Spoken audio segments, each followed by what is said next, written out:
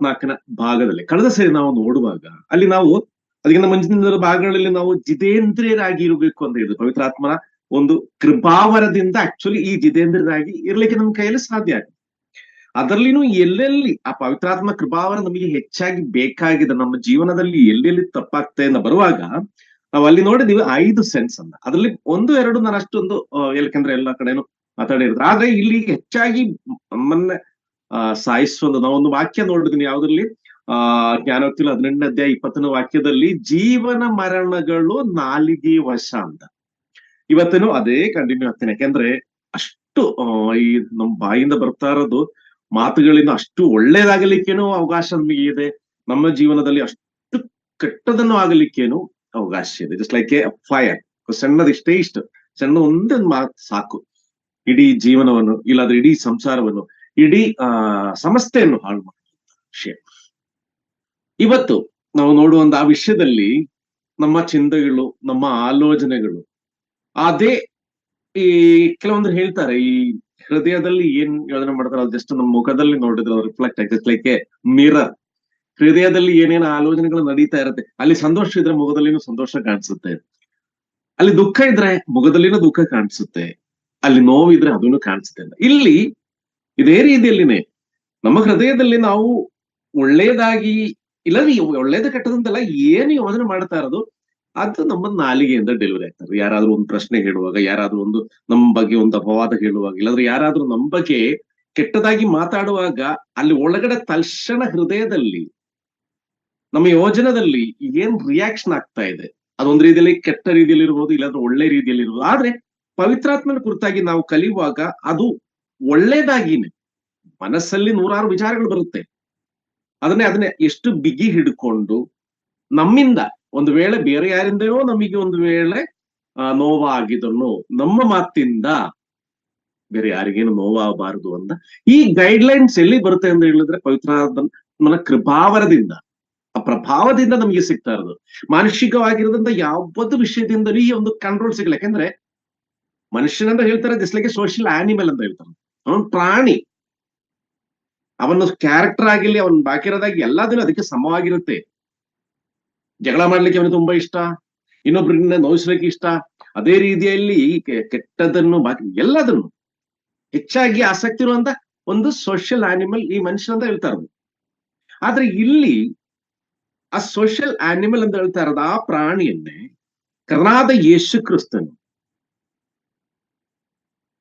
ತಂದೆಯಾದ ದೇವರಿಂದ ಹೊರಟು ಕರ್ನಾದ ಯೇಸು ಕ್ರಿಸ್ತನಿಂದ ನಮಗೆ ದೊರಕಿದಂತ ಪವಿತ್ರಾತ್ಮನ ಕೃಪಾವರದಿಂದ ಈ ಸೋಷಿಯಲ್ ಆನಿಮಲ್ ಅಂತ ಹೇಳಿ ನಾವು ಮನುಷ್ಯ ರೂಪದಲ್ಲಿ, ಎಲ್ಲಿ ಆಕಾರದಲ್ಲಿ ಅಲ್ಲ, ಹೊರಗಡೆ ಕಾಣಿಸ್ತಾ ಇರೋದ್ ರೀತಿಯಲ್ಲಿ ಅಲ್ಲ, ಹೃದಯದಲ್ಲಿ ಆ ಮನುಷ್ಯನ ನಿಜವಾದ ದೇವರ ಪುತ್ರರು, ದೇವರ ಮಕ್ಕಳು ಇಂದ ಕೆಲಸನೇ ಮಾಡಬೇಕು, ದೇವರ ಮಕ್ಕಳು ಇಂದ ಕೆಲಸ ಮಾಡಬಾರದು ಅನ್ನೋ ಮನಸ್ಸಿನಲ್ಲಿ ಹೃದಯದಲ್ಲಿ ಆಲೋಚನೆ ಮಾಡಿ ಅದನ್ನೇ ಸ್ವಂತ ಜೀವನದಲ್ಲಿ ಅಳವಡಿಸಿ ಅದೇ ರೀತಿಯಲ್ಲಿ ತನ್ನ ಜೊತೆಯಲ್ಲಿರೋರಿಗೆ, ಸಭೆಯಲ್ಲಿರೋರಿಗೆ, ಸೊಸೈಟಿಯಲ್ಲಿರೋರಿಗೆ, ಮನೆಯಲ್ಲಿರೋರಿಗೆ ಎಲ್ಲರಿಗೇನೋ ಆ ಒಳ್ಳೆ ಸಂದೇಶವನ್ನು ಯೇಸು ಕ್ರಿಸ್ತನು ಮಾಡಿರೋದನ್ನೇ ಆ ಸುವಾರ್ತೆಯನ್ನು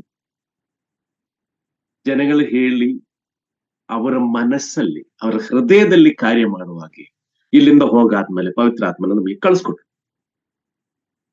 ಆದ್ರೆ ರಕ್ಷಣೆ ಹೊಂದಿ ದೀಕ್ಷಾ ಸ್ನಾನ ತಗೊಂಡಿದ್ದನ್ನ ಎಷ್ಟೋ ವರ್ಷ ಆಗಿದೆ ವಾಕ್ಯಗಳು ಕೇಳಿಸ್ಕೊಳ್ಳಲಿಕ್ಕೆ, ಆದ್ರೆ ವಾಕ್ಯಗಳು ಹೇಳಲಿಕ್ಕೆ, ಅನ್ಯೋನ್ಯದಲ್ಲಿ ಪಾಲ್ಗೊಳ್ಳಲಿಕ್ಕೆ, ಸಭಾ ವಿಷಯದಲ್ಲಿ ಎಲ್ಲಾ ವಿಷಯದಲ್ಲಿನೂ ಆಸಕ್ತಿ ಇರುವಂತ ಮನುಷ್ಯನಲ್ಲಿನೂ ಇವತ್ತಿನ ಈ ದಿವಸವನ್ನು ಸ್ವಂತ ಸಹೋದರಿಯನ್ನ ಕ್ಷಮಿಸದಲ್ಲಿರೋ ಎಷ್ಟೋ ಜನಗಳಿದ್ದಾರೆ. ಸ್ವಂತ ಮಕ್ಕಳನ್ನ ಕ್ಷಮಿಸದಲ್ಲಿರೋದು ಎಷ್ಟೋ ತಂದೆ ತಾಯಿಗಳಿದ್ದಾರೆ. ಸ್ವಂತ ತಂದೆ ತಾಯಿಗಳನ್ನ ಕ್ಷಮಿಸದಲ್ಲಿರೋ ಎಷ್ಟೋ ಮಕ್ಕಳಿದ್ದಾರೆ. ಯಾಕೆಂದ್ರೆ ಅವ್ರದ್ದೆಲ್ಲ ಒಂದೇ ಒಂದು ಉತ್ತರ, ಇಲ್ಲ ಅದು ಮಾತ್ರ ನಾನು ಸಾಯತ್ತಂಗ ಮರೆಯಲ್ಲ. ಅಂದ್ರೆ ಅಷ್ಟು ಗಾಯವಾಗಿರೋದಿಲ್ಲ, ಅಷ್ಟೊಂದು ನೋವುಗಳು ಬಂದಿರಬಹುದು. ಬೇರೆ ನಾನು ಹೇಳ್ತೀನಿ, ಕರ್ತನಾದ ಯೇಸು ಕ್ರಿಸ್ತನ ಹೃದಯದಲ್ಲಿ ನಾವು ಪಾಪಿಗಳಾಗಿರೋದು ನಾವು ಕೊಟ್ಟ ನೋವಿಂದು 1% ಬರುತ್ತೆ. ಅದು ಮೈನಸ್ ಅಲ್ಲಿ ಏನಾದ್ರೂ ಒಂದು ಸಿಗುತ್ತಾ? ಏನೂ ಇಲ್ಲ ತಾನೆ. ಹಂಗಿರುವಾಗ ಕರ್ತನಾದ ಯೇಸು ಕ್ರಿಸ್ತನಿಂದ ದೊರಕಿರೋದಂತ ಈ ದೇವರ ಮಕ್ಕಳಂದ ಈ ಪಟ್ಟ ಪವಿತ್ರಾತ್ಮನಂತ ಒಬ್ಬ ಕಾರ್ಯಸ್ಥನನ್ನ ನಮಗೆ ಕಳಿಸಿ ಸೇವಕನಾಗಿ ನಮ್ ಜೊತೆಯಲ್ಲಿ ಇತ್ತು, ನಾವು ಬದುಕಿ ಹುಟ್ಟಿ ಸಾಯತಂಕ ಜೊತೆಯಲ್ಲಿ ಇದ್ದು ಕೈ ಹಿಡಿ ನಡೆಸಲಿಕ್ಕೇನೋ ಒಬ್ಬರನ್ನ ಕಳಿಸ್ತಾರೆ. ಯಾಕಂದ್ರೆ ಮನುಷ್ಯರ ಪಾಪಿನೆಯ, ಅವನ್ ಯಾವಾಗಲೂ ಅವನ್ ಕಣ್ಣು ಕಿವಿ ಮಾತುಗಳೆಲ್ಲ ಆ ಕಡೆನೆ ಹೋಗುತ್ತೆ. ಆ ಶರೀರದಲ್ಲಿ ಬಲಹೀನರಾಗಿರುವಂತ ವ್ಯಕ್ತಿಗಳಿಗೆ, ಆ ಶರೀರ ವಿಷಯದಲ್ಲಿ ಆಸಕ್ತಿ ಇರುವಂತ ವ್ಯಕ್ತಿಗಳಿಗೆ ಕಂಟ್ರೋಲ್ ಮಾಡ್ಲಿಕ್ಕೋಸ್ಕರ ಪವಿತ್ರಾತ್ಮನ ದೇವರು ನಮಗೆ ಕಳಿಸ್ಕೊಟ್ಟಿದ್ದಾರೆ. ಆದ್ರೂ ಎಲ್ಲ ನಮಗೆ ಗೊತ್ತಿದೆ, ಎಲ್ಲಾ ವಿಷಯದಲ್ಲಿನೂ ಮಾಡಬಾರದೊಂದಿರುತ್ತೆ. ಆದ್ರೆ ಸ್ವಂತ ಅಂತ ಒಂದು ವಿಷಯ ಬರುವಾಗ, ನಮ್ಮ ಮನೆ ಇಲ್ಲ ನನ್ನ ಹೆಂಡತಿ ಇಲ್ಲ ನನ್ನ ಮಕ್ಕಳು, ನನ್ನ ತಂದೆ ತಾಯಿ, ಈ ತರ ಬರುವಾಗ ಸಮಥಿಂಗ್ ನಾವು ಏನ್ ಮಾಡ್ತೀವಿ ಅಂತ ಹೇಳಿದ್ರೆ, ಎಕ್ಸಾಕ್ಟ್ಲಿ ಅವಾಗ ಸಭೆಯಲ್ಲಿ ಬಾಕಿರೋರೆಲ್ಲ ಒಂದ್ ಸೈಡಿಗೆ ಇರುತ್ತೆ. ಇದು ನಾನು ಹೇಳ್ತಾ ಇರೋದು ಒಳಗಡೆ ಆಗುವಂತ ಕಾರ್ಯ. ನಮ್ ಹೃದಯದಲ್ಲಿ ನಾವು ಅಂದ್ರೆ ನಮ್ಮ ಮನೆಯವರಿದ್ರು ಅದೊಂದು ಸೆಪರೇಟ್ ಕಂಪಾರ್ಟ್ಮೆಂಟ್ ಅಲ್ಲಿ, ಈ ಬಾಕಿರೋ ವಿಶ್ವಾಸಿಗಳು ನಮ್ಮ ಸಹೋದರರು ಸಹೋದರಿ ಅಂತ ಹೇಳ್ತಾರಲ್ಲ, ಅದು ಸೆಪರೇಟ್ ಇನ್ನೊಂದು ಕಂಪಾರ್ಟ್ಮೆಂಟ್ ಅಲ್ಲಿ ಇರುತ್ತೆ. ಈ ಎರಡು ಎಡ್ಜ್ ಇದೆಯಲ್ಲ, ಈ ಎಡ್ಜ್ ನಿಜವಾಗ್ಲು ಪವಿತ್ರಾತ್ಮ ಭಾವನ ನಮ್ಮ ಹೆಚ್ಚಾಗಿ ಬರ್ತಾ ಇರುವಾಗ ಇದ್ರ ಮಧ್ಯದಲ್ಲಿ ಅಗಲ ಕಮ್ಮಿ. ನಾನು ಕಳೆದ ಸರಿನೂ ಹೇಳಿದೆ, ನಮ್ ಕೈಯಲ್ಲಿ ಸಣ್ಣ ಬೆರಳಿಗೆ ಒಂದು ಗಾಯ ಆಗಿದ್ರು ಕೂಡ ಇಡೀ ಬಾಡಿಯಲ್ಲಿ ಪೇನ್ ರಿಫ್ಲೆಕ್ಟ್ ಆಗುತ್ತೆ. ಯಾವಾಗ ನನ್ ಸ್ವಂತ ನಂದು ಅಂದ್ರೆ ಈ ಭಾವನೆ ಎಲ್ಲಾ ವಿಷಯದಲ್ಲಿ ಸಮವಾಗಿ ನಮ್ ಕಣ್ಣಲ್ಲಿ ಕಾಣಿಸ್ಲಿಕ್ಕೆ ಆಗುತ್ತೋ, ನಮ್ ಬಾಯಲ್ಲಿ ಮಾತಾಡ್ಸ್ಲಿಕ್ಕೆ ಆಗುತ್ತೋ, ಹೆಚ್ಚಿನ ಪ್ರಭಾವ ಪವಿತ್ರಾತ್ಮನ ಪ್ರಭಾವ ನಮ್ಮಲ್ಲಿ ಇದೆ ಅಂತ ಗೊತ್ತಾಗುತ್ತೆ. ಅದಲ್ಲ ಇನ್ನು ನಾವು ಸೆಪರೇಟ್ ಆಗಿ ಇಟ್ಕೊಂಡಿದ್ದೀನಿ. ಕೆಲವು ವ್ಯಕ್ತಿಗಳು ನಂಬಲಿಕ್ಕೆ ಆಗಲ್ಲ, ಕೆಲವೊಂದು ವ್ಯಕ್ತಿಗಳಿಗೆ ಮಾತಾಡ್ಲಿಕ್ಕೆ ಆಗಲ್ಲ, ಕೆಲವೊಂದು ವ್ಯಕ್ತಿಗಳಿಗೆ ನಾವು ಏನಾದ್ರು ಹೇಳಿದ್ರೆ ಇನ್ನೇನೋ ಅನ್ಕೊಳ್ತಾರೆ. ಇದೇ ಭಾವನೆಯಲ್ಲಿ ನಾವು ಬದುಕದಾದ್ರೆ, ನಾವು ಮನೆಯಲ್ಲಿ ಮಾತಾಡುವಾಗ ನಮ್ಮ ಮಗನ ಮಗಳಿಗೆ ಏನಾದ್ರು ಮಾತಾಡುವಾಗ ಅವ್ರು ಏನ್ ಅನ್ಕೊಳ್ತಾರೆ ಇದಕ್ಕಿಂತ ಹೆಚ್ಚಾಗಿ ಅವ್ರು ಒಳ್ಳೆ ದಾರಿಯಲ್ಲಿ ಬರೋದಕ್ಕಂತ ಮಾತ್ರ ತಂದೆ ತಾಯಿಗಳಿಗಿರುತ್ತೆ. ತಂದೆ ತಾಯಿಗಳಿಗೆಲ್ಲ ವಯಸ್ಸಾಗಿದೆ, ವಯಸ್ಸಾದ್ಮೇಲೆ ನಾನು ಹೇಳಿದ್ರೆ ಲಾಸ್ಟ್ ಟೈಮ್ ಸೆಕೆಂಡ್ ಚೈಲ್ಡ್ಹುಡ್ ಅವರು ಸ್ಟಾರ್ಟ್ ಮಾಡಾದ್ಮೇಲೆ ಶರೀರದಲ್ಲಿ ಬಲಹೀನರಾಗುವಾಗ ಆತ್ಮದಲ್ಲಿನ ಬಲಹೀನರಾಗುತ್ತಾರೆ. ಅವಾಗ ಅವರ ಚೇಷ್ಟೆಗಳಾಗ್ಲಿ ಮಾತುಗಳಾಗ್ಲಿ ವಿಷಯಗಳೆಲ್ಲದನ್ನು ಒಂದು ವೇಳೆ ದೊಡ್ಡವರಾಗಿರೋದು ಮಕ್ಕಳಿಗೆ ಡೈಜೆಸ್ಟ್ ಆಗಲ್ಲ. ಇವರೇನಾದ್ರೂ ಬೈದ್ರೆ ಅದು ತಂದೆ ತಾಯಿಗಳಿಗೂ ಡೈಜೆಸ್ಟ್ ಆಗಲ್ಲ. ಯಾಕೆ ಹೇಳಿ ಗೊತ್ತಾ? ನಾವು ಯಾವ ವಸ್ತುದಲ್ಲಿದ್ದೀನ, ನಾವು ಯಾವ ಸಿಚುವೇಶನ್ ಅಲ್ಲಿ ಇದೀನಿ ಈ ಸಮಯದಲ್ಲಿ ಬೇರೆ ನಾವು ಹುಟ್ಟಿ ಸಾಯತಂಗೆ ಇರೋದನ್ನೇ ಹಿಂಗೆ ಡಿವೈಡ್ ಮಾಡಿ ನೋಡೋದಾದ್ರೆ ಒಂದು 4-5 ಪಾರ್ಟ್ ಆಗಿ ಡಿವೈಡ್ ಮಾಡ್ಬೋದು. 1ರಿಂದ 5 ವಯಸ್ಸು ತನಕ ಒಂದು, 5 ವಯಸ್ಸಿನಿಂದ 15 ವಯಸ್ಸು ತನಕ ಒಂದು, 15 ವಯಸ್ಸಿಂದ 25 ವಯಸ್ಸು ತನಕ ಒಂದು, ಅದೇ ರೀತಿಯಲ್ಲಿ 35 ವಯಸ್ಸಿಂದ 55 ವಯಸ್ಸು, ಇದೇ ತರ ನಾವು ಕ್ಯಾಲ್ಕುಲೇಟ್ ಮಾಡುವಾಗ ಈಗ ಒಂದು 35, 40, 50 ವಯಸ್ಸಾಗಿರೋದು ಮಕ್ಕಳು, 70 ವಯಸ್ಸಾಗಿರೋದು ಇಲ್ಲಾಂದ್ರೆ 80 ವಯಸ್ಸಿನ ತಂದೆ ತಾಯಿಗಳು ಬೈತಾರೆ. ಯಾಕೆಂದ್ರೆ ಅವ್ರ ಆ ಕೆಲಸ ಮಾಡಿದ್ರೆ ಅವ್ರ ಹೆಲ್ತ್ ಇಶ್ಯೂ ಆಗುತ್ತೆ, ಅವ್ರ ಬೇರೆ ಬೇರೆ ಪ್ರಾಬ್ಲಮ್ಸ್ ಇರುತ್ತೆ, ಇಲ್ಲ ಬೇರೆ ಏನೋ ಒಂದು ಇಶ್ಯೂ ಅವ್ರಿಗೆ ಆಗುತ್ತೆ. ಚಿಕ್ಕ ವಯಸ್ಸಲ್ಲಿ ತಂದೆ ತಾಯಿಗಳು ಮಕ್ಕಳನ್ನ ಹೆಂಗೆ ಕೇರ್ ಮಾಡ್ತಾರೋ, ಹೆಂಗ್ ಬೈತಾರೋ ಅದೇ ರೀತಿಲಿ ಅದೇ ಕೇರ್ನು ಮಕ್ಕಳಿಗೇನಿರುತ್ತೆ. ಆದ್ರೆ ತಂದೆ ತಾಯಿಗಳಿಗೆ ಆಗ್ಲಿ ಹಿರಿಯರಿಗಾಗಲಿ ಇದು ಅಡ್ಜಸ್ಟ್ ಆಗಲ್ಲ. ಯಾಕೆಂದ್ರೆ ಹೇಳಿ, ನಾನು ಅವನಪ್ಪ, ನಾನು ಅವನಮ್ಮ, ನನಗೆ ಹಿಂಗೆ ಹೇಳ್ಬೋದಾಗಿಲ್ಲ. ಇಲ್ಲಿ ತಪ್ಪು ಮಕ್ಕಳ ಕಡೆನೂ ಇದೆ. ಯಾಕೆಂದ್ರೆ ಏನು ಹೇಳೋದಾದ್ರೂ ಕೂಡ ಚಿಕ್ಕ ವಯಸ್ಸಲ್ಲಿ ಎಂದು ಹೇಳುವಾಗ ಆ ಮಗು ಮನಸ್ಸು ಅದೆಲ್ಲ ಗೊತ್ತು. ಆ ಮಗು 50 ವಯಸ್ಸು 60 ವಯಸ್ಸಿರೋದು ಸಣ್ಣ ಮಗು ಅಲ್ಲ. ಆದ್ರೆ ಈ 60 ವರ್ಷ 70 ವರ್ಷ ಬದುಕಿ ಅವ್ರನ್ನ ಜೀವನದಲ್ಲಿ ಈ ಮಕ್ಕಳನ್ನೆಲ್ಲ ಸಾಕಿ ಅವ್ರಿಗೆಲ್ಲ ತಲುಪಿಸ್ಬೇಕಾದ್ರೆ ತಲುಪಿಸಿ ಈಗ ಅವರು ದೊಡ್ಡವರಾದ್ಮೇಲೆ ನಾವು ಏನು ಹೇಳೋದಾದ್ರೂ ಆ ಒಂದು ರೆಸ್ಪೆಕ್ಟ್, ಆ ಒಂದು ಪ್ರೀತಿ ಅದರಲ್ಲಿ ಇರುತ್ತೆ. ಚಿಕ್ಕ ವಯಸ್ಸಲ್ಲಿ ನಮ್ಮ ಅಪ್ಪ ನನಗೆ ಹಿಂಗೆ ಬೈದ, ಅದಕ್ಕೆ ನಾನು ಹಿಂಗೆ ಬೈತೀನಿ ಅಂತ ಪ್ರಿಯರೇ, ಇದಕ್ಕೆ ಎಲ್ಲ ನಮಗೆ ಬೇಕಾಗಿರೋದು ಆಕ್ಚುಲಿ ಇದೆ. ಆ ಪವಿತ್ರಾತ್ಮ ಕೃಪಾವರ ಬೇಕಾಗಿರೋದು ಈ ಒಂದು ತಿಳುವಳಿಕೆ ಇದೆಯಲ್ಲ, ಏಜಿಗೆ ತಕ್ಕ ಹಾಗೆ ಇನ್ನೊಬ್ರಿಗೆ ಬಿಹೇವ್ ಮಾಡುವಾಗ, ಇನ್ನೊಬ್ರಿಗೆ ಮಾತಾಡುವಾಗ ನಾವು ಯೋಜನೆ ಮಾಡಬೇಕಾಗಿರೋದು ಕೆಲವೊಂದು ವಿಷಯಗಳು. ಇಲ್ಲಿ ಇವತ್ತು ನೋಡಿ ಒಂದು ವಾಕ್ಯ ಓದೋಣ, ಇನ್ನು ನಾಲಿಗೆಯಿಂದ ಏನೇನು ಕೆಟ್ಟದಾಗಿರೋದು ವಿಷಯಗಳು ಏನೇನಿದೆ ಅಂತ. ಮತ್ತಾಯನ ಬರೆದ ಸುವಾರ್ತೆ 12ನೇ ಅಧ್ಯಾಯ 35, 36, 37 3 ವಾಕ್ಯ. ಮತ್ತಾಯ 12. ಒಳ್ಳೆಯವನು ತನ್ನ ಒಳ್ಳೆಯ ಬೊಕ್ಕಸದೊಳಗಿಂದ ಒಳ್ಳೆಯ ವಸ್ತುಗಳನ್ನು ತೆಗೆಯುತ್ತಾನೆ, ಕೆಟ್ಟವನು ಕೆಟ್ಟ ಬೊಕ್ಕಸದೊಳಗಿಂದ ಕೆಟ್ಟ ವಸ್ತುಗಳನ್ನು ತೆಗೆಯುತ್ತಾನೆ. ಇದಲ್ಲದೆ ನಾನು ನಿಮಗೆ ಹೇಳುವುದೇನೆಂದರೆ, ಮನುಷ್ಯರು ಸುಮ್ಮನೆ ಆಡುವ ಪ್ರತಿಯೊಂದು ಮಾತಿನ ವಿಷಯವಾಗಿ ನ್ಯಾಯ ವಿಚಾರಣೆಯ ದಿನದಲ್ಲಿ ಉತ್ತರ ಕೊಡಬೇಕು. ನಿನ್ನ ಮಾತುಗಳಿಂದಲೇ ನೀತಿವಂತನೆಂದು ತೀರ್ಪು ಹೊಂದುವಿ, ನಿನ್ನ ಮಾತುಗಳಿಂದಲೇ ಅಪರಾಧಿ ಎಂದು ತೀರ್ಪು ಹೊಂದುವಿ ಅಂದನು. Thank you so much. ಇಲ್ಲಿ ನೋಡುವಾಗ ನಾನು ಇದೇನು ಎಕ್ಸ್ಪ್ಲೈನ್ ಮಾಡ್ಬೇಕು, ಯಾಕಂದ್ರೆ ತುಂಬಾ ಸರಳವಾಗಿರೋದಂತ ಭಾಷೆದಲ್ಲಿನೇ ಅದು ಬರೆದಿದ್ದೆ. ಇಲ್ಲಿ ಯಾವನು ಒಳ್ಳೆ ಮನಸ್ಸಿದ್ದಾನೆ, ಯಾವನಿಗೆ ಒಳ್ಳೆ ಹೃದಯ, ಇಲ್ಲಿ ನಾವು ಹಂಗೆ ಮಾಡಿ ಈ ಬೊಕ್ಕಸ ಅಂತ ಹೇಳುವಾಗ ಜಸ್ಟ್ ಲೈಕ್ ಈ ನಾವು ಏನಾದ್ರೂ ಈ ಸೆಪರೇಟ್ ಆಗಿ ಇಲ್ಲಂದ್ರೆ ಈ ಭಂಡಾರ ಅಂತೆಲ್ಲ ಹೇಳ್ತೀನಲ್ಲ, ಏನಾದ್ರೂ ನಾವು ಕೋಯಿನ್ ಹಾಕಿ ಇಲ್ಲಂದ್ರೆ ಇನ್ನು ಮುಂದಿನ ವಿಷಯಗಳಿಗೋಸ್ಕರ ನಾವೇನಾದ್ರೂ ಸಂಭಾಷಿಲ್ಲ, ನಾವೇನಾದ್ರೂ ಕೂಡಾಕಿ ನಮ್ದೇ ಅಂತ ನಾವು ಇಟ್ಕೊಂಡಿರ್ತಂದ್ರೆ ಒಂದಿದಂತ ಹೇಳ್ಬೋದು. ಇಲ್ಲಿ ಒಳ್ಳೆಯವನು ತನ್ನ ಒಳ್ಳೆತನದ, ನಾನು ಹಂಗೆ ಓದ್ತೀನಿ ಆಕ್ಚುಲಿ, ಅಲ್ಲಿ ಹಂಗೆ ಇಲ್ಲ ಅದು. ಒಳ್ಳೆಯವನು ತನ್ನ ಒಳ್ಳೆತನದ ಬೊಕ್ಕಸದೊಳಗಿಂದ ಒಳ್ಳೆಯ ವಸ್ತುಗಳನ್ನು ತೆಗೆಯುತ್ತಾನೆ. ಅಂದ್ರೆ ಅವನ ಹೃದಯದಲ್ಲಿ ಒಳ್ಳೆತನ ಇದ್ರೆ ಅವನ ಹೃದಯದಲ್ಲಿ ಒಳ್ಳೆ ಮಾತುಗಳು ಬರುತ್ತೆ, ಒಳ್ಳೆ ಚಿಂತನೆಗಳಿರುತ್ತೆ, ಒಳ್ಳೆ ಆಲೋಚನೆಗಳಿರುತ್ತೆ. ಅದು ಎಲ್ಲವರಿಗೇನು ಉಪಕಾರವಾಗಿ, ಇಲ್ಲಾಂದ್ರೆ ಅದು ಎಲ್ಲವರಿಗೇನು ಇಷ್ಟವಾಗುವಂತ ರೀತಿಯಲ್ಲಿ, ಅನುಕೂಲವಾಗುವಂತ ರೀತಿಯಲ್ಲಿ ಅವನ ಬಾಯಿಂದ ಬರುತ್ತೆ. ಅಟ್ ದ ಸೇಮ್ ಟೈಮ್ ಒಳಗಡೆ ಎಲ್ಲಾ ಕಸವನ್ನು ತುಂಬಿಸಿ, ಕೆಟ್ಟದನ್ನು ತುಂಬಿಸಿ, ಹೊಟ್ಟೆ ಕಿಚ್ಚು ಬಾಕಿ ಇರೋದು ಎಲ್ಲದನ್ನು ತುಂಬಿಸಿ ಪಾಪದಲ್ಲಿ ಅದೇನೆ ಬೇರೆಯವನ ಮೇಲೆ ಹೊಟ್ಟೆ ಕಿಚ್ಚಲ್ಲಿ ಬದುಕಾರ ಒಂದು ವ್ಯಕ್ತಿ ಹೃದಯದಲ್ಲಿ ಆಗಿದ್ರೆ ಅವನ ಬಾಯಿಂದ ಫಸ್ಟ್ ಬರ್ತಾ ಇರೋದೇ ಆ ನೆಗೆಟಿವ್ ಥಾಟ್ಸ್, ನೆಗೆಟಿವ್ ಎನರ್ಜಿನೇ ಅವನ ಬಾಯಿಂದ ಬರುತ್ತೆ.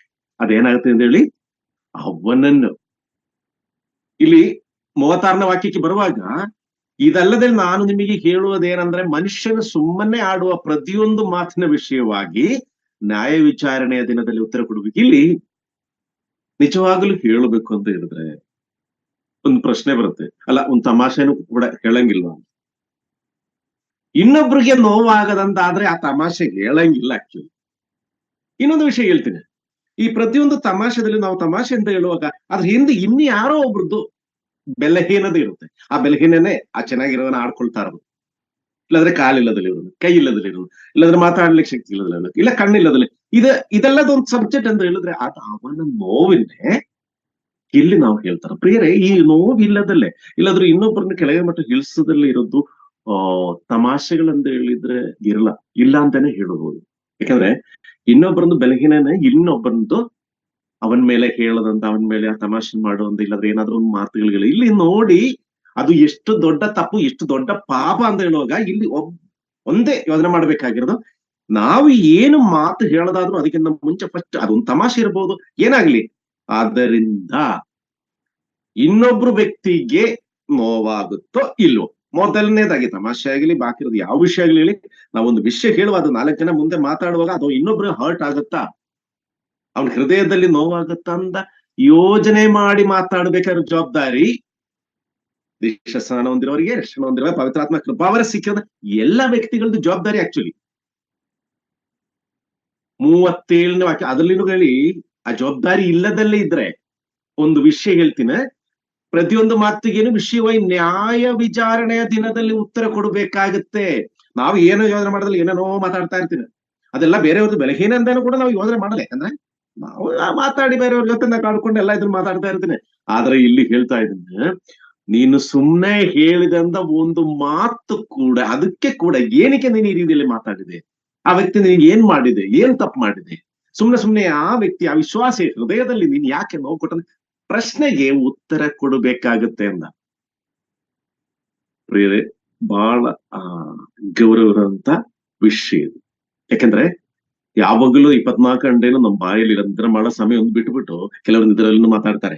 ಅದ್ ಬಿಡಿ, ಈಗ ಆ ಬಾಕಿರೋ ಸಮಯದಲ್ಲೇ ಎಲ್ಲ ಅದರಲ್ಲೂ ಮಾತಾಡುವಾಗಲೂ ನಮ್ದೊಂದು ಬುದ್ಧಿ ಏನಂತ ಹೇಳಿದ್ರೆ, ಈ 4 ಜನ ಸೇರಿರೋ ಮಧ್ಯದಲ್ಲಿ ಅದ್ರಲ್ಲಿ ಯಾರಾದ್ರೂ ಒಬ್ಬರನ್ನ ಏನಾದ್ರೆ ಬಲಿಪಶುವಾಗಿ ಮಾಡ್ತೀವಿ. ಅವ್ರದ್ದು ಏನೋ ಕೊರತೆಗಳಿರ್ಬೋದು, ಇಲ್ಲಾಂದ್ರೆ ಅವ್ರದ್ದು ಏನೋ ಒಂದು ಮಾತು ತಪ್ಪಾಗಿರೋದಿರ್ಬೋದು, ಏನೋ ಒಂದು ವಿಷಯದಲ್ಲಿ ಆಗ್ಲಿ, ಇಲ್ಲಿ ದೇವರ ವಾಕ್ಯ ಹೇಳ್ತಾ ಇದ್ದೀನಿ, ನೀನ್ ಸುಮ್ಮನೆ ಆಡುವ ಪ್ರತಿಯೊಂದು ಮಾತು ವಿಷಯವಾಗಿ ನ್ಯಾಯ ವಿಚಾರಣೆ ದಿನದಲ್ಲಿ ನೀನು ಉತ್ತರ ಕೊಡ್ಬೇಕಾದ್ರೆ, ನೀನ್ ಒಳ್ಳೆಯವನಿರ್ಬೋದು, ಭಾನುವಾರ ದಿವಸ ಆರಾಧನೆಗೆ ಆಗ್ಲಿ, ಅನ್ಯೋನ್ಯತೆಗೆ ಆಗ್ಲಿ, ಸಭೆ ಕೊಡೋ ಒಂದು ವಿಷಯದಲ್ಲಿ, ಸಭಾಕೂಟದಲ್ಲಿ ಆಗ್ಲಿ, ವಾಕ್ಯ ಹೇಳೋ ಒಂದು ವ್ಯಕ್ತಿ ಇರ್ಬೋದು, ವಾಕ್ಯ ಓದಿಸೋ ಒಂದು ವ್ಯಕ್ತಿ ಇರ್ಬೋದು, ಎಲ್ಲಾ ವಿಷಯದಲ್ಲಿ ನೀನ್ ಇದ್ರೂ ಕೂಡ ನಿನ್ ಬಾಯಿಂದ ಒಬ್ಬ ವ್ಯಕ್ತಿಗೆ ಅವನಿಗೆ ಮನಸ್ಸಿಗೆ ನೋವಾದ ಪದಗಳು ನಿನ್ ಬಾಯಿಂದ ಹೊರಗಡೆ ಬಂದ್ರೆ ಆ ದಿವಸ ಅವತ್ತು ನಾನು ಹಂಗೆ ಮಾಡಿದ್ರೆ ಹಿಂಗೆ ಮಾಡಿದ್ರೆ ಪರೀಕ್ಷೆ ಅಂತಾರೆ ಹೇಳಿ ಏನ್ ಪ್ರಯೋಜನ ಇರಲ್ಲ. 37ನೇ ವಾಕ್ಯ, ನಿನ್ನ ಮಾತುಗಳಿಂದಲೇ ನೀತಿವಂತನೆಂದು ತೀರ್ಪು ಹೊಂದುವಿ, ನಿನ್ನ ಮಾತುಗಳಿಂದನೇ ಅಪರಾಧಿ ಎಂದು ತೀರ್ಪು ಹೊಂದ್ವಿ. ಇಲ್ಲಿ ನಾನು ಹೇಳ್ತಾ ಇದ್ರಲ್ಲ, ಈ ವಿಷಯದಲ್ಲಿ ಇದು ಒಂದೇ ವಿಷಯ ನೀವು ಕ್ಯಾಲ್ಕುಲೇಟ್ ಮಾಡಿ, ಬೇರೆಯವರಿಗೆ ನೋವಾಗಿರೋದು ಮಾತು ನನ್ನ ಬಾಯಿಂದ ಹೊರಗಡೆ ಬರ್ತದೆ ಮುಂದೆ ನಾನು ಯೋಚನೆ ಮಾಡ್ತಾ ಇದ್ರೆ ನಿನಗೆ ಏನಾಗುತ್ತೆ, ನೀತಿವಂತನೆಂದು ತೀರ್ಪು ಸಿಗುತ್ತೆ. ಅದಲ್ಲದಲ್ಲೇ ನನ್ನ ಬಾಯಿಂದ ಯಾರಿಗೆ ಏನಾಗಿದೆ ಬರಲ್ಲ, ಅವನಿಗೆ ಏನ್ ಬೇಕಾದ್ರೂ ಕೇಳಿಸ್ಕೊಳ್ಳಿ, ಏನೇ ತಲ್ಸ್ಕೊಡ್ಸ್ಲಿ, ನನ್ ಬಾಯಿಂದ ನನ್ ಬಾಕಿರೋರ್ ಜೊತೆ ಇರೋದಂತ ಮಾತುಗಳು ನಾನು ಹೇಳಿಬಿಡ್ತೀನಂತ. ನೋಡಿ ಆ ತೀರ್ಪು ಎಲ್ಲಿಂದ ಬರುತ್ತೆ ಅಂತ ಹೇಳಿದ್ರೆ, ನಮ್ಮ ನಾಲಿಗೆ ಇಷ್ಟು ಗಟ್ಟಿಯಾಗಿ ವಿಶ್ವಾಸಿಗಳ, ಬಾಕಿರೋರ್ದ ಕಥೆ ಇಲ್ಲ, ನನ್ನ ವಿಶ್ವಾಸಿಗಳ ಮಧ್ಯದಲ್ಲಿ ಆಗುವಂತ ಕೆಲಸಗಳು ಹೇಳ್ತಾ ಇರೋದು. ಇನ್ನೊಂದು ವಾಕ್ಯ ಓದೋಣ. ಕೊಲೋಸಿಯರ್ ಬರೆದ ಪತ್ರಿಕೆ 4ನೇ ಅಧ್ಯಾಯ 6ನೇ ವಾಕ್ಯ. ಕೊಲೋಸಿಯನ್ಸ್ ಚಾಪ್ಟರ್ 4 ವರ್ಸ್ 6.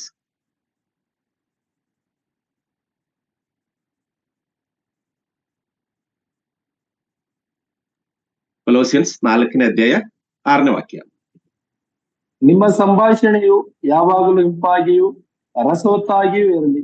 ಹೀಗೆ ನೀವು ಯಾರಿಗೆ ಯಾವ ರೀತಿಯಲ್ಲಿ ಉತ್ತರ ಹೇಳಬೇಕೋ ಅದನ್ನು ತಿಳಿದುಕೊಳ್ಳುವಿರಿ. Thank you so much. ಇಲ್ಲಿ ನಾವು ನೋಡ್ಬೇಕಾಗಿರೋದು ನಮ್ದು ಒಂದು ಡೈರೆಕ್ಷನ್. ಆಕ್ಚುಲಿ ಪವಿತ್ರಾತ್ಮ ಕೃಪಾವರದಿಂದ ನಮ್ಗೆ ಯಾವ 1 ಸೆಕೆಂಡ್ ಗ್ಯಾಪ್ ಅಲ್ಲಿ ಕೊಡುವಂತ ಡೈರೆಕ್ಷನ್ ಅದು. ಆಕ್ಚುಲಿ ಒಂದು ಘಟನೆ ನಮ್ಮ ಮುಂದೆ ಆಯ್ತು, ಒಂದು ಮಾತುಗಳು ಬಂದಾಯ್ತು, ನಮ್ಮ ಮೇಲೆ ಯಾರೋ ಚಾಡಿ ಹೇಳೋದಿಲ್ಲ, ಅದು ಏನೋ ಒಂದು ವಿಷಯ ಹೇಳಾಯ್ತು, ಇಲ್ಲ ಯಾರೋ ಒಬ್ಬರ ಬಗ್ಗೆ ಇನ್ನೊಬ್ರು ಬಂದು ನಮ್ಗೆ ಹೇಳೋದೊಂದು ವಿಷಯ ಆಗ್ಲಿ, ಅಲ್ಲಿ ಏನಾಗ್ಬೇಕಿ, ನಿಮ್ಮ ಸಂಭಾಷಣೆ ಯಾವಾಗಲೂ ಇಂಬವಾಗಿಯೂ ರಸವತ್ತಾಗಿಯೂ ಇರಲಿ. ಈ ಇಂಬವಾಗಿಯೂ ರಸವತ್ತಾಗಿಯೂ ಇರಲಿ ಅಂತ ಹೇಳುವಾಗ 2 ವಿಷಯ ಇದೆ. ಇದು ಮನುಷ್ಯರಿಗೆ ಇಂಬವಾಗಿ ರಸವತ್ತಾಗಿರಲಿ, ಇದನ್ನ ಹೆಚ್ಚಾಗಿ ದೇವರಿಗೆ ಇಂಬವಾಗಿಯೂ ದೇವರಾತ್ಮನಿಗೆ ರಸವತ್ತಾಗಿನೂ ಇರಬೇಕು. ನಮ್ಮ ಯೋಜನದಲ್ಲಿ ನಾವು ಬರ್ಬೇಕಾಗಿರೋದು, ನಮ್ಮ ಮುಂದೆ ಇರುವವರು ಖುಷಿಯಾಗಿರ್ಬೇಕು, ಇಲ್ಲ ನಮ್ಮ ಮುಂದೆ ಇರುವವರು ಈ ಕೆಲವರಿಗೆ ಹೇಳ್ತಾರೆ, ಯಾರು ಬೇಕಾದ್ರೆ ಏನ್ ಅನ್ಕೊಳ್ಳಿ, ನಾನ್ ದೇವ್ರ ಬಾಕಿ ಏನು ಹೇಳಿದ್ರೆ ಅದ್ರ ಪ್ರಕಾರ ನಾನು ಹೇಳೋದಂತ ರಫ್ ಆಗಿ ಹೇಳ್ಬಿಡ್ತಾರೆ.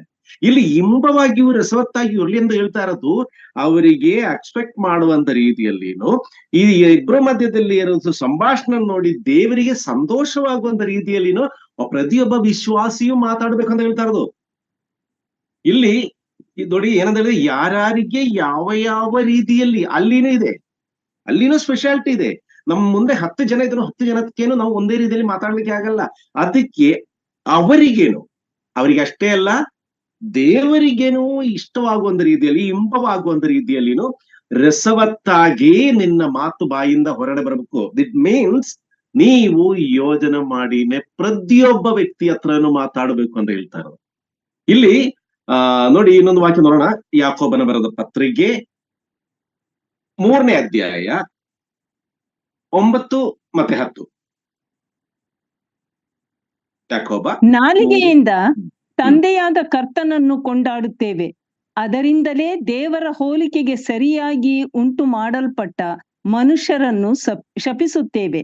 ಅದೇ ಬಾಯಿಂದ ಸ್ತುತಿ ಶಾಪ ಎರಡೂ ಬರುತ್ತವೆ. ನನ್ನ ಸಹೋದರರೇ, ಹೀಗಿರುವುದು ಯೋಗ್ಯವಲ್ಲ. ನೋಡಿ, ಥ್ಯಾಂಕ್ ಯು ಸೋ ಮಚ್. ಇಲ್ಲಿ ಇದರಲ್ಲಿ ನಾನು ಎಕ್ಸ್ಪ್ಲೈನ್ ಮಾಡ್ಬೇಕಲ್ಲ ಎಷ್ಟು ಕ್ಲಿಯರ್ ಆಗಿ ಅಂತ ಹೇಳಿದ್ರೆ, ನಾಲಿಗೆಯಿಂದ ತಂದೆಯಾದ ಕರ್ತನನ್ನ ಕೊಂಡಾಡುತ್ತೇವೆ. ಹೌದು, ಇವತ್ತು ಬೆಳಿಗ್ಗೆ ಭಾನುವಾರ ದಿವಸ ನಾವು ಹೋಗಿ ಇದೆಲ್ಲ ಮುಗಿಸ್ಕೊಂಡು ತಂದೆಯಾದವರು ಕೊಂಡಾಡಿ ಸ್ತುತಿಸೋದ್ರನ್ನು ಹೇಳಿ ನೆಕ್ಸ್ಟ್ ವಾರವನ್ನು ಒಪ್ಪಿಸಿಕೊಟ್ಟು ಬಂದಿದ್ದೇವೆ. ಹೌದು ಅಲ್ವಾ? ಹಂಗಿರುವಾಗ ನೋಡಿ, ನಾಲಿಗೆಯಿಂದ ತಂದೆಯಾದ ದೇವರಿಗೆ ಕರ್ತನನ್ನ ಕೊಂಡಾಡುತ್ತೇವೆ, ಆದ್ದರಿಂದಲೇನೆ ದೇವರ ಹೋಲಿಕೆಗೆ ಸರಿಯಾಗಿ ಉಂಟು ಮಾಡಲ್ಪಟ್ಟ ಮನುಷ್ಯರನ್ನೇ ಏನ್ ಹೇಳ್ತಾರೆ, ಶಪಿಸುತ್ತೇವೆ ಅಂತ ಹೇಳ್ತಾ ಇರೋದು. ನನ್ನೊಂದು ಅನುಭವದಲ್ಲಿ ನನಗೆ ಹೇಳುವಂತ ವಿಷಯ ಅದಾದ್ರೆ, ಒಬ್ರು ಸಹೋದರಿ ಭಾನುವಾರ ದಿವಸ ಎಲ್ಲ ಅದನ್ನ ಆರಾಧನೆ ಎಲ್ಲ ಮುಗಿಸಿ ತುಂಬಾ ಚೆನ್ನಾಗಿ ಹಾಡು ಹೇಳ್ತಾರೆ, ತುಂಬಾ ಚೆನ್ನಾಗಿ ಎಲ್ಲ ವಿಷಯದಲ್ಲೂ, ವಾಕ್ಯವಾದ ವಿಷಯದಲ್ಲಿ ಎಲ್ಲ ತುಂಬಾ ಆಕ್ಟಿವ್ ಆಗಿದ್ದಾರೆ, ಎಲ್ಲ ದೇವ್ರ ಭಕ್ತಿಯಲ್ಲಿರುವಂತ ವ್ಯಕ್ತಿ. ನಮಗೆ ಅವ್ರ ಬಗ್ಗೆ ನಮ್ನ ಆ ಸಮಯ ಬಂದು ನಾವು ಇದ್ ಮಾಡ್ಕೊಂಡು ನೋಡ್ತಾ ಇದ್ದೀವಿ. ಆದ್ರೆ ಒಂದು ದಿವಸ ಒಂದು ಬೆಳಗಿನ ಜಾವೆ ಯಾವುದೋ ಒಂದು ಘಟನೆಯಲ್ಲಿ ಈ ಮಾರ್ಕೆಟ್ ಅಲ್ಲಿ ಇಲ್ಲದಕ್ಕೆ ಏನಂತ ಹೇಳ್ತಾರೆ, ಆ ಒಂದು ರೇಂಜ್ ಅಲ್ಲಿ, ಅಂದ್ರೆ ಬಾಯಲ್ಲಿ ಎಷ್ಟು ಪದಗಳು ಬೇಕಾದ್ರೂ ಹೆಂಗ್ ಬೇಕಾದ್ರೂ ಹೇಳುವಂತ ವ್ಯಕ್ತಿಗಳ ಬಾಯಿಂದ ಬರ್ತಾ ಇರೋದು ಕೆಟ್ಟ ಮಾತುಗಳು. ಅಲ್ಲಿ ಕೆಳಗಡೆ ಹೋಗುವಂದು ಈ ಹಳೆ ಈ ಪಾತ್ರೆಗಳು ಅದಿದ್ದೆಲ್ಲ ತಗೊಂಡು ಅಲ್ಲಿ ಒಂದು ಪ್ಲಾಸ್ಟಿಕ್ ಇಂದ ಏನೋ ಒಂದು ಪೀಸ್ ಬೇಕಂತ ಏನೋ ಬಿದ್ದಿತ್ತು. ಅದು ಇವರದೇ ಇತ್ತು ಬಿಟ್ಟಿರೋದು. ಅವನ ಅದು ತಗೊಂಡಿರೋದಕ್ಕೋಸ್ಕರ ಅಷ್ಟು ಕೆಟ್ಟ ಮಾತುಗಳು ಹೇಳೋದು ನನ್ನ ಕಿವಿಯಲ್ಲಿ ನಾನು ಕೇಳಿಸ್ಕೊಂಡೆ. ಹಾಗಂತ ಹೇಳಿ ನಾನು ಈ ತರ ಮಾತಾಡಲ್ಲ, ನಾನು ಇದ್ ಮಾಡ ಅದೆಲ್ಲ ಹೇಳ್ತಾ ಇರೋದು. ಪ್ರಿಯ, ನಾನೇ ಎಲ್ಲ ಹೇಳುವಂತ ಒಂದು ವಿಷಯ ಅಂತ ಹೇಳಿದ್ರೆ, ನಮ್ಮ ಮಾತುಗಳಲ್ಲಿ ಈಗ ನಮ್ಮ ಜೀವನದಲ್ಲಿ 2 ಪಾರ್ಟ್ ಇದೆ ಅಂತ ಹೇಳಿ, 2 ಪಾರ್ಟ್ ಇದೆ ಅಂತ ಹೇಳಿದ್ರೆ, ಒಂದು ನಮ್ಮ ಮಾತುಗಳು ಹೇಗೆ ಇರುತ್ತೆ, ನಾವು ಆಡುವಂತ ಮಾತುಗಳು, ಬೇರೆಯವ್ರ ಜೊತೆ ಮಾತಾಡುವಂತ ಮಾತುಗಳು. ಇನ್ನೊಂದು ನಾವು ಮಾಡುವ ಕಾರ್ಯಗಳಿದೆಯಲ್ಲ, ಅದು ಇನ್ನೊಂದು ಕಡೆ ಇರುತ್ತೆ. ಎರಡು ಧ್ರುವದಲ್ಲಿ, ಅದು ಸುವಾರ್ತೆಗಳು ಅಂತಿರ್ಬೋದು, ಇಲ್ಲಾದ್ರೆ ಹಿರಿಯರು ಇರ್ಬೋದು, ಯಾರಾಗ್ಲಿ ಮನುಷ್ಯನ ಸಿಚುವೇಶನ್ ಇದು. ಅಬ್ಸಲ್ಯೂಟ್ಲಿ ಎಲ್ಲದನ್ನು ನಾವು ಹೇಳುವಾಗ ರೀತಿಯಲ್ಲಿ, ವಾಕ್ಯ ಉಪದೇಶ ಹೇಳುವಾಗಲಾಗ್ಲಿ, ಸ್ಪೀಚ್ ಮಾಡುವಾಗಲಾಗ್ಲಿ, ನಾವು ಹೇಳುವ ರೀತಿಯಲ್ಲಿ ನಡೆಯಲಿಕ್ಕೆ ಆಗಲ್ಲ. ಒಬ್ಬ ವ್ಯಕ್ತಿ ಆಕ್ಚುಲಿ ನಡೆಯುವಂತ ಏನಂತ ಹೇಳಿದ್ರೆ, ಒಬ್ಬ ವ್ಯಕ್ತಿ ಇದು ನಿಜವಾಗಲು ದೇವರ ಕೃಪೆಯಿಂದ ಇಲ್ಲ, ದೇವರ ಹತ್ರಕ್ಕೆ ನಡೆಯುವಂತ ಜರ್ನಿ ಸ್ಟಾರ್ಟ್ ಆಗೋ ಎರಡು ಧ್ರುವದಲ್ಲಿ ಇರುತ್ತೆ. ಆದ್ರೂ ಅವನ್ ಏನ್ ಮಾಡ್ತಾನೆ ಅಂತ ಹೇಳಿದ್ರೆ, ದೇವರ ನಂಬಿಕೆ ಹೃದಯದಲ್ಲಿ ಇಟ್ಕೊಂಡು ಈ ಎರಡು ಧ್ರುವ, ಅಂದ್ರೆ ನಾನ್ ಮಾತಾಡುವಂತ ವಾಕ್ಯಗಳನ್ನು, ನಾನ್ ಮಾಡುವಂತ ಕೆಲ್ಸಗಳನ್ನು ಹತ್ರ ಬರ್ಬೇಕು. ಒಂದು ಪಾಯಿಂಟ್ ಅಲ್ಲಿ ಅವನ ಜೀವನದಲ್ಲಿ ಎಲ್ಲೋ ಯಾವುದೋ ಒಂದು ವಯಸ್ಸಲ್ಲಿ ಒಂದು ಪಾಯಿಂಟ್ ಅಲ್ಲಿ ಇದೆರಡು ಒಂದಾಗುತ್ತೆ. ಇವನ್ ಹೇಳುವಂತ ವಾಕ್ಯಗಳು, ಇವನ್ ಮಾಡುವಂತ ಕೆಲ್ಸಗಳನ್ನು. ಅಲ್ಲಿ ಎಕ್ಸಾಕ್ಟ್ಲಿ ಒಬ್ಬ ವ್ಯಕ್ತಿಯ ದೇವರಿಗೆ ತುಂಬಾ ಇಷ್ಟ ಆಗಿರೋದು ಮಗಳಾಗಿರೋದಂತ ಒಂದು ಕಂಪ್ಲೀಷನ್ ಅನ್ನೋ ಒಂದು ರೆಕಗ್ನೇಷನ್ಗೆ ಬರ್ಬೇಕು ಅಂತ ಮೂವ್ಮೆಂಟ್. ಅದು ಜೀವನ ಪೂರ್ತಿ ಎಷ್ಟು ಕಷ್ಟ ಬಂದ್ರು ಪ್ರತಿಯೊಬ್ಬರನ್ನು ಪ್ರಯತ್ನ ಮಾಡ್ತಾ ಇದ್ದೇನೆ, ನಾನು ಮಾತಾಡ್ತಾ ಇರೋದನ್ನು, ನಾನು ಮಾಡುವಂತ ಕಾರ್ಯಗಳನ್ನು ಒಂದೇ ತರ ಇರ್ಬೇಕು, ಒಂದೇ ರೀತಿಯಲ್ಲಿ ಬರ್ಬೇಕು. ಸಭೆಯಲ್ಲಿ ಒಂದು ಸ್ಪೀಚ್ ಮಾಡುವ ನಂತರ ಹೊರಗಡೆ ಬಂದಾದ್ಮೇಲೆ ಯಾವನೊಬ್ಬರು ಸಿಗುವಾಗ ಬಾಯಲ್ಲಿ ಬಂದಾಗ ಬೈಯುವಂತ ವ್ಯಕ್ತಿಗಳಲ್ಲ. ಕೆಲವೊಂದು ತಪ್ಪುಗಳು ಆಗುತ್ತೆ, ಇಲ್ಲ ಅಂದಲ್ಲ ಹೇಳ್ತಾರೆ. ಆದ್ರೆ ಅದನ್ನೇ ಕಡಿಮೆ ಮಾಡಿ ಅಂದ್ರೆ ಕಮ್ಮಿ ಯಾರು ಮಾಡ್ತಾರೋ ಅಲ್ಲಿ. ಇಲ್ಲಿ ನೋಡಿ, ನಾಲಿಗೆಯಿಂದ ತಂದೆಯಾದವನ್ನ ಕೊಂಡಾಡುತ್ತವೆ, ಅದೇ ರೀತಿಯಲ್ಲಿ ಯಾವ್ದೊಂದು ಅದ್ ನೋಡಿ, ಮನುಷ್ಯನ ದೇವರ ಹೋಲಿಕೆಗೆ ಸರಿಯಾಗಿ ಸೃಷ್ಟಿ ಮಾಡಿದಂತ ಉಂಟು ಮಾಡಲ್ಪಟ್ಟ ಮನುಷ್ಯನ ಶಪಿಸುತ್ತವೆ. ಒಂದೇ ಬಾಯಿಂದ ಒಳ್ಳೆಯದನ್ನು ಕೆಟ್ಟದನ್ನು. 10ನೇ ವಾಕ್ಯದಲ್ಲಿ ಅದೇ ಬಾಯಿಯಿಂದ ಸ್ತುತಿ ಶಾಪಗಳು 2 ಬರ್ತವೆ. ನನ್ನ ಸಹೋದರರೇ, ಹೀಗಿರುವುದು ಯೋಗ್ಯವಲ್ಲ. ದೇವರ ವಾಕ್ಯ ಹೇಳ್ತಾ ಇರೋದನ್ನ ನಮ್ಮ ಯೋಗ್ಯತೆ ಬಗ್ಗೆ ಹೇಳ್ತಾ ಇರೋದಿಲ್ಲಿ. ಬೇರೆ ಇವತ್ತು ಈ ದಿವಸ ಪ್ರತಿಯೊಬ್ಬರು ನಾವು ಯೋಚನೆ ಮಾಡ್ಬೇಕು, ನನ್ನ ಯೋಗ್ಯತೆ ಏನಿದೆ, ನಾನು ಮಾಡುವಂತ ಕೆಲ್ಸ ಯಾರಿಗೇನು ಗೊತ್ತಿಲ್ಲ, ಆದ್ರೆ ತಂದೆಯ ದೇವರಿಗೆ ಗೊತ್ತಿರುತ್ತೆ. ಆದ್ರೆ ನಾನು ಮಾತಾಡೋದಂತ ಹೇಳಿದ್ರೆ, ಈ ಪ್ರಪಂಚದಲ್ಲಿ ನನ್ನಷ್ಟು ಒಳ್ಳೆ ವ್ಯಕ್ತಿ ಬರೀ ಯಾರು ಇಲ್ಲ ಅಂತ ಲೆಕ್ಕದಲ್ಲಿ ನಾನು ಮಾತಾಡೋದು. ಆಗುದು ಆ ಒಳ್ಳೆ ವ್ಯಕ್ತಿ ಆಗಬೇಕು ನಾವು. ಅದಕ್ಕೆ ಏನಾಗ್ಬೇಕು ಹೇಳಿ, ನಾವು ಮಾತುಗಳನ್ನು, ನಾವು ಮಾಡುವಂತ ಕೆಲ್ಸಗಳು ಸೇಮ್ ಇರ್ಬೇಕು. ಯಾರೋ ಒಬ್ರಿಗೆ ಇಂತ ತಪ್ಪು ಮಾಡಬಾರ್ದು ಅಂತ ಹೇಳಿ ಯಾರೆಲ್ಲ ಟೈಮಲ್ಲಿ ಅದೇ ತಪ್ಪು ಹೋಗಿ ನಾವು ಮಾಡ್ಕೊಂಡ್ಬಂದು ಕೂತ್ಕೊಂಡು ಸ್ಪೀಚ್ ಮಾಡಿದ್ರೆ ಇದು ದೇವರಿಗೆ ಅಲ್ಲ. ನಮ್ಗೆ ಎಲ್ಲಿಗೇನು ಯೋಗ್ಯ ಎಂದಾಗಲಿ ನಾವು ಸಭೆಯಲ್ಲಿ ಎಲ್ಲರೂ ತುಂಬಾ ಸಹೋದರಿ ಅಂತ ಹೇಳಿ ಸಹೋದರಿಯರು ಮಾತಾಡುವಾಗಲೂ ಸಹೋದರಿ ಕೂಟದಲ್ಲಿ ಎಲ್ಲ ತುಂಬಾ ಚೆನ್ನಾಗಿರುತ್ತೆ. ಆದ್ರೆ ಅದಾದ್ಮೇಲೆ 2 ಸಹೋದರಿ ಮಾತ್ರ ಸ್ವಲ್ಪ ಮೂಲೆಯಲ್ಲಿ ಹೋಗ್ಬಿಟ್ಟು ಅವ್ರೇನೋ ಕುಸು ಮಾತಾಡ್ತಾ ಇರ್ತಾರೆ. ಇದೆಲ್ಲ ನಾವು ನಮ್ಮ ಜೀವನದಲ್ಲಿ ಇಲ್ಲ ಅಂತ ಬೇಡ ಅಂತಲ್ಲ.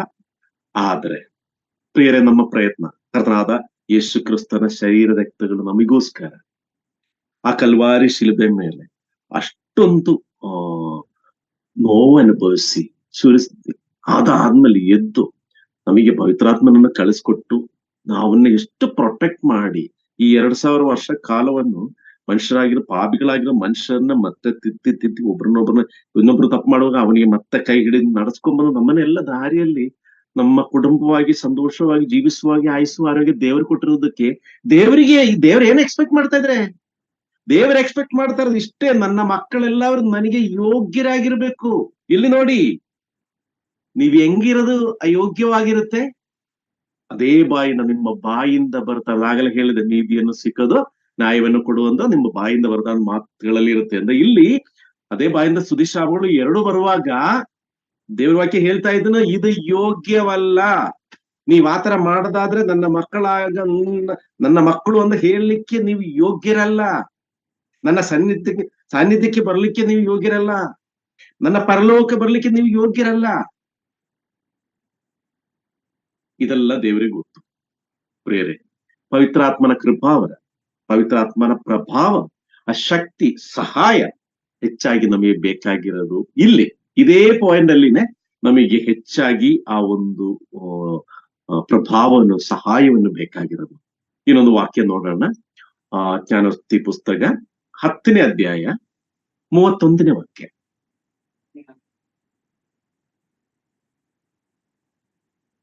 ಜ್ಞಾನೋಕ್ತಿ 10:31. ಶಿಷ್ಟನ ಬಾಯಲ್ಲಿ ಜ್ಞಾನವು ಮೊಳೆಯುವುದು, ನೀಚನ ನಾಲಿಗೆಯು ಕತ್ತರಿಸಲ್ಪಡುವುದು. Thank you. 6ನೇ ವಾಕ್ಯ ಅಲ್ಲಲ್ಲ, ಒಂದ್ ನಿಮಿಷ ಬೇಡ ಅದಲ್ಲ.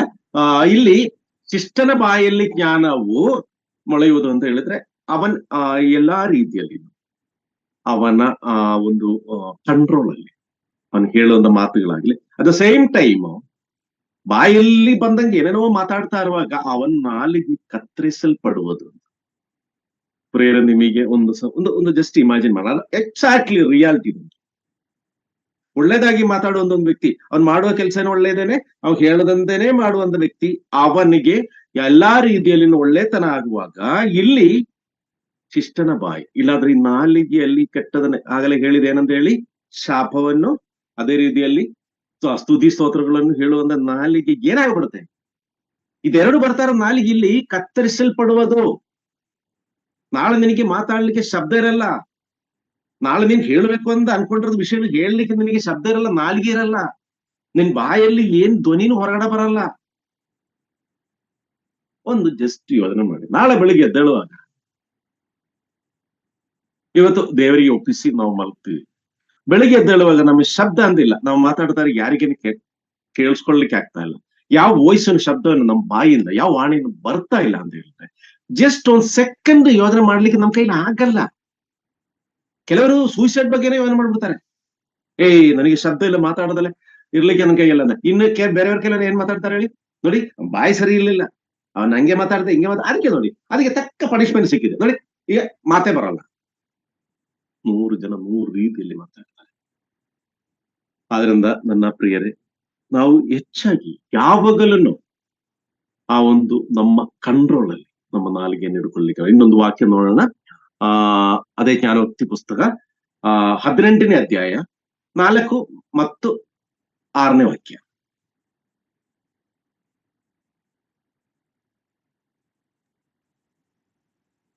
ಸತ್ಪುರುಷನ ನದಿಯು ಆಳವಾದ ನೀರು, ಜ್ಞಾನದ ಬುಗ್ಗಿ ಹರಿಯುವ ತೊರೆ.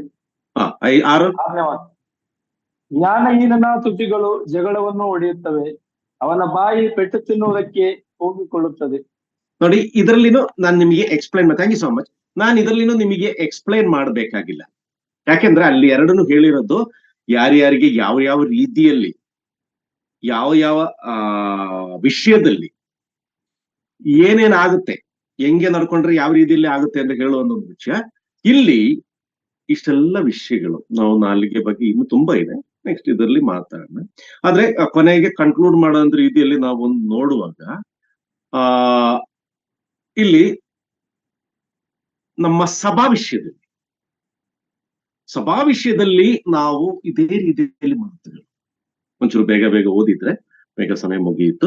1 ಕೊರಿಂಥಿಯನ್ಸ್ 14ನೇ ಅಧ್ಯಾಯ 27ನೇ ವಾಕ್ಯ.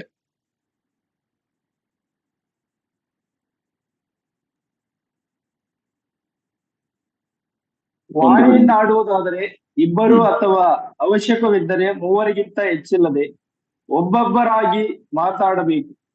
ಅದೇ ಅಧ್ಯಾಯದಲ್ಲಿ ಸಾಕು, ಅದೇ ಅಧ್ಯಾಯದಲ್ಲಿ 14ನೇ ಅಧ್ಯಾಯದಲ್ಲಿ 23ನೇ ವಾಕ್ಯ. ಹೀಗಿರುವಲ್ಲಿ ಸಭೆಯೆಲ್ಲ ಒಂದೇ ಸ್ಥಳದಲ್ಲಿ ಕೂಡಿ ಬಂದಾಗ ಎಲ್ಲರೂ ವಾಣಿಗಳನ್ನಾಡಿದರೆ ಈ ವರವನ್ನು ಹೊಂದದಿರುವ ಸಭೆಯವರು ಅಥವಾ ಕ್ರಿಸ್ತ ನಂಬಿಕೆ ಇಲ್ಲದವರು ಒಳಗೆ ಬಂದು ನೋಡಿ ನಿಮಗೆ ಹುಚ್ಚು ಹಿಡಿದದೆ ಎಂದು ಹೇಳುವುದಿಲ್ಲವೋ? Thank you. ಇಲ್ಲಿ ನೋಡಿ 2 ವಿಷಯ. ಸಭೆಯಲ್ಲಿ ನಾವೆಲ್ಲ ಹೆಚ್ಚಾಗಿ ಮಾತಾಡುವಂತ ವ್ಯಕ್ತಿಗಳು, ಅದರಿಂದನೇ ಏನಾಗುತ್ತೆ ಅಂತ ಹೇಳಿದ್ರೆ, ಕೆಲವೊಮ್ಮೆ ಸಣ್ಣ ಪುಟ್ಟ ವಿಷಯಗಳಿಂದ ದೊಡ್ಡ ಜಗಳಗಳು, ಮನಸ್ತಾಪಗಳು, ಕೆಲವೊಂದು ವಾರಗಳು ಸಭೆಯಲ್ಲಿ ಬರೋದಲ್ಲಿ ಈ ತರ ಘಟನೆಲ್ಲ ಆಗುತ್ತೆ. ನಾವು ಮಾಡ್ತಾರ ತಪ್ಪಿಂದ ಯಾರಾದ್ರೆ ತಪ್ಪಿಸ್ಕೊಳ್ಳೋದು ಸರಿ ಇಲ್ಲ. ಇಲ್ಲಿ ನೋಡಿ, ವಾಣಿಯನ್ನಾಡುವುದಾದ್ರೆ ಇಬ್ಬರು ಅಥವಾ ಅವಶ್ಯಕತೆ ಇದ್ರೆ 3 ಹೆಚ್ಚಾಗಿ ಯಾರು ಮಾತಾಡಬೇಡಿ.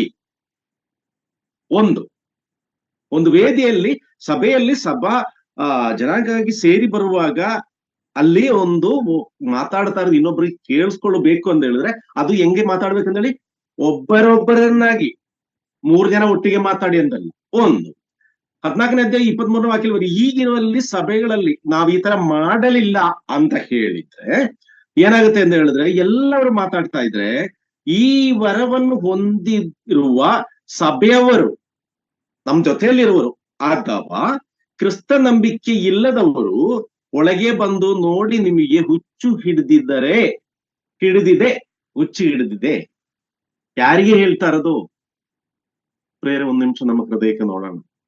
ಕರ್ತನಾದ ಯೇಸು ಕ್ರಿಸ್ತನು ನಮಗೋಸ್ಕರ ಅನುಭವಿಸಿದ ನೋವುಗಳು, ಈ ತರ ಹುಚ್ಚರ ನನ್ನ ಮಕ್ಕಳು ಅಂತ ಕೇಳಿಸ್ಕೊಳ್ಳಿಕ್ಕೆ ನಮಗೋಸ್ಕರ ಇಷ್ಟೆಲ್ಲ ಕಷ್ಟ ನೋವುಗಳು ಆ ದೇವರು ಅನುಭವಿಸಿರೋದು. ಪವಿತ್ರಾತ್ಮನ ಕಳಿಸ್ಕೊಟ್ಟು ನಮಗೆ ಜ್ಞಾನ ವಿವೇಕವನ್ನು ತಿಳಿಸಿಕೊಟ್ಟಿರೋದು ಇದಕ್ಕೋಸ್ಕರನ. ಆದ್ರಿಂದ ಇನ್ನು ಮುಂದಿನ ದಿವಸಗಳಲ್ಲಿ ನಮ್ಮ ಸಭೆಯಲ್ಲಿ ಯಾವ ರೀತಿಯಲ್ಲಿ ಮಾತಾಡೋದಕ್ಕೆ ಒಂದೇ ಒಂದು ವಾಕ್ಯ ಕೊನೆಯದಾಗಿ ನೋಡೋಣ. 1 ಕೊರಿಂಥಿಯನ್ಸ್ ಅದೇ 14ನೇ ಅಧ್ಯಾಯದಲ್ಲಿ 19ನೇ ವಾಕ್ಯ. 1 Corinthians 14:19.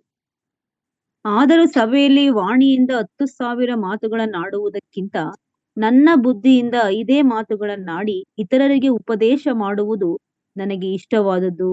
Thank you so much. ಇಲ್ಲಿ ನೋಡಿ, ಹೇಳೋದು ಬೇರೆ ಏನು ನಾನು ಎಕ್ಸ್ಪ್ಲೈನ್ ಮಾಡ್ಬೇಕಲ್ಲ. ಆದ್ರೂ ಸಭೆಯಲ್ಲಿ ವಾಣಿಯಿಂದ 10,000 ಕೆಲವೊಂದು ಇದರಲ್ಲಿ ನಮಗೆ ಅದು ಮಾತಾಡ್ಲಿಕ್ಕೆ ಒಂದು ಅವಕಾಶ ಸಿಕ್ಕಿದೆ ಅಂತ ಹೇಳಿದ್ರೆ ನನ್ನನ್ನ ಬಿಟ್ಟರು ಬೇರೆ ಯಾರು ಮಾತಾಡಂಗಿಲ್ಲ ಅಂತ ಲೆಕ್ಕದಲ್ಲಿ ಶುರು ಮಾಡಿಬಿಡ್ತಾರೆ.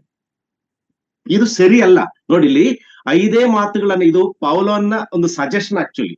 ಅಲ್ಲಿ ಹೇಳ್ತಾ ಇದ್ದಾನೆ, ನನ್ನ ಬುದ್ಧಿಯಿಂದ 5 ಮಾತುಗಳನ್ನು ಇದರಿಗೆ ಉಪದೇಶ ಮಾಡೋದು ನನಗೆ ಇಷ್ಟ. ನನಗೆ ಅಂತಲ್ಲ, ಎಲ್ಲವರಿಗೇನೆ ಅದೇ ಇಷ್ಟ ಆಗುತ್ತೆ ಅಂತ ಪೌಲ ಒಂದೊಂದು ಕನ್ಕ್ಲೂಷನ್ ಅಲ್ಲಿ ಹೇಳಿದ್ರು. ಆದ್ದರಿಂದ ಪ್ರಿಯರೇ, ನಮ್ಮ ಜೀವನದಲ್ಲಿ ನಾಲಿಗೆ ನಮಗೆ ಸಿಕ್ಕಿದೆ, ಅದಕ್ಕೆ ಬೋಣ ಏನಿಲ್ಲ, ಹೇಗ್ ಬೇಕಾದ್ರೂ ಮಾತಾಡಬಹುದು ಅಂತ ಎಲ್ಲರಿಗೂ ಹೇಳ್ತಾರೆ. ಆದ್ರೆ ಇಲ್ಲಿ ಒಂದು ದೇವರ ವಾಕ್ಯ ಓದಿ ಇವತ್ತಿನ ಈ ಸೆಷನ್ ಮುಗಿಸೋಣ. ಕೀರ್ತನೆಗಳು 39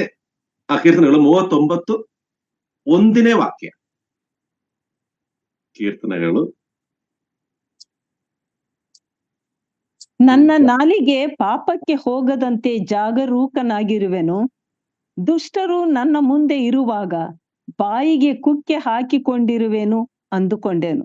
ಥ್ಯಾಂಕ್ ಯು ಸಿಸ್ಟರ್. ಇಲ್ಲಿ ಪ್ರಿಯರೇ, ನಮ್ಮ ಜೀವನದಲ್ಲಿ ಪವಿತ್ರಾತ್ಮನ ಕೃಪಾವರ ನಮ್ಮ ಪ್ರಭಾವ, ಆ ಪವಿತ್ರಾತ್ಮನ ಕೃಪಾವರ ನಮ್ಮ ಹೃದಯ ಒಳ್ಳೆ ಇರೋದ್ರಿಂದ ಇನ್ನೊಂದು ಸೈನ್ ಇದು ತೋರಿಸುತ್ತೆ ನಮ್ಮ ಹೃದಯದೊಳಗೆ ಪವಿತ್ರಾತ್ಮನು ಇದ್ದಾರೋ ಇಲ್ವೋ ಅಂತ.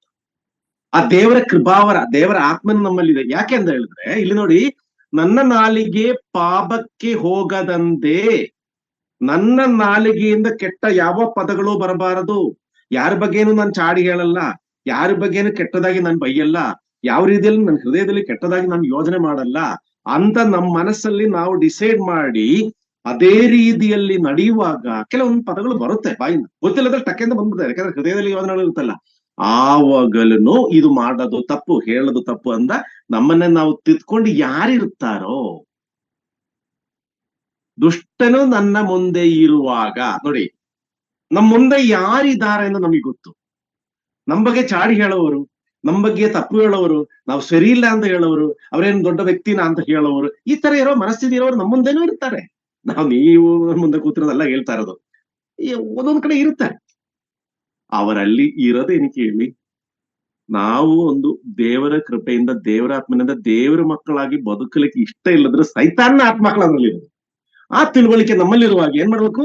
ದುಷ್ಟರು ನನ್ನ ಮುಂದೆ ಇರುವಾಗ ಬಾಯಿಗೆ ಕುಕ್ಕೆ ಹಾಕಿಕೊಂಡಿರುವೇನು ಅಂದುಕೊಂಡಿದ್ದು ಕೀರ್ತನಗಾರನು ಹೇಳುದು ಎಷ್ಟು ಇದಂತ ಹೇಳಿದ್ರೆ, ಹೌದು, ಈ ಸಿಚುವೇಶನ್ ಅಲ್ಲಿ ದಿಸ್ ಇಸ್ ಬೆಸ್ಟ್, ಇದೇನೆ ನಾನ್ ಮಾಡ್ಬೇಕಾದ್ರೆ. ಪ್ರಿಯರೇ, ನಮ್ಮ ಜೀವನದಲ್ಲಿ ಎಷ್ಟೋ ಸಿಟ್ಟು ಮಾಡುವಂತ ಸಂದರ್ಭಗಳು, ನಮ್ಮ ಜೀವನದಲ್ಲಿ ಎಷ್ಟೋ ಬೈಯುವಂತ ಸಿಚುವೇಶನ್ಗಳು ಇಲ್ಲ, ತಡ್ಕೊಳ್ಳಿಕ್ಕೆ ಆಗ್ತಾ ಇಲ್ಲ, ಆದ್ರಿಂದ ನಾನು ಹೇಳಿದೆ ಅಂತ ಹೇಳಿದ್ರೆ, ಇದು ಯಾವುದನ್ನು ಆ ಅಂತಿಮ ನ್ಯಾಯ ವಿಚಾರದಲ್ಲಿ ಎಕ್ಸ್ಕ್ಯೂಸ್ ಅಲ್ಲ. ಸುಮ್ಮನೆ ಆಡುವುದಾಗ್ಲಿ, ಬೇಕು ಅಂತ ಆಡೋದಾಗ್ಲಿ, ಎಲ್ಲಾ ಮಾತುಗಳಿಗೇನು ಆ ನ್ಯಾಯ ವಿಚಾರಣದಲ್ಲಿ ಉತ್ತರ ಕೊಡ್ಲೇಬೇಕು. ಬೇರೆ ಯಾವ ಪುಣ್ಯ ಪ್ರವೃತ್ತಿ ಮಾಡಿದ್ರು ನಾಲಿಗೆಯನ್ನೇ ವಿಶುದ್ಧವಾಗಿ ಶುದ್ಧವಾಗಿ ನಾವು ಇಟ್ಕೊಂಡಿಲ್ಲ. ಶುದ್ಧ ಪದಗಳು ನಮ್ಮ ಬಾಯಲ್ಲಿ ನಾವು ಆಡ್ಕೊಂಡಿಲ್ಲ. ನಮ್ಮ ಬಾಯಲ್ಲಿ ಕೆಟ್ಟ ಪದಗಳು ಬಂದ್ರೆ ಖಂಡಿತ ನ್ಯಾಯ ವಿಚಾರಣದಲ್ಲಿ ಉತ್ತರ ಕೊಡಬೇಕಾಗುತ್ತೆ. ಈ ಒಂದು ಎಚ್ಚರಿಕೆಯಲ್ಲಿ ಈ ಸಬ್ಜೆಕ್ಟ್ ಇನ್ನೂ ಮುಗಿಲಿಲ್ಲ. ಈ ನಾಲಿಗೆ ವಿಷಯದಲ್ಲಿ ನೆಕ್ಸ್ಟ್ ಇದರಲ್ಲಿ ನಾವು ನೋಡೋಣ. ಈ ಎಚ್ಚರಿಕೆಯಲ್ಲಿ ಇವತ್ತು ಈ ರಾತ್ರಿಯಲ್ಲಿ ನಮ್ಮನ್ನೇ ನಾವು ದೇವರಿಗೆ ಒಪ್ಪಿಸಿಕೊಂಡು, ದೇವರಿಗೆ ಇನ್ನಿತ್ತಂಗ ನನ್ನ ಬಾಯಿಂದ ಆಡಿರೋದು ಎಲ್ಲಾ ಕೆಟ್ಟ ಮಾತುಗಳಿಗೇನು ನಾನು ದೇವರ ಮುಂದೇನು ಯಾರಿಗೆ ನಾನು ಮಾತಾಡಿದಿ ಅವರಿಗೇನು ಕ್ಷಮಿಸಿದ್ದೇನೆ.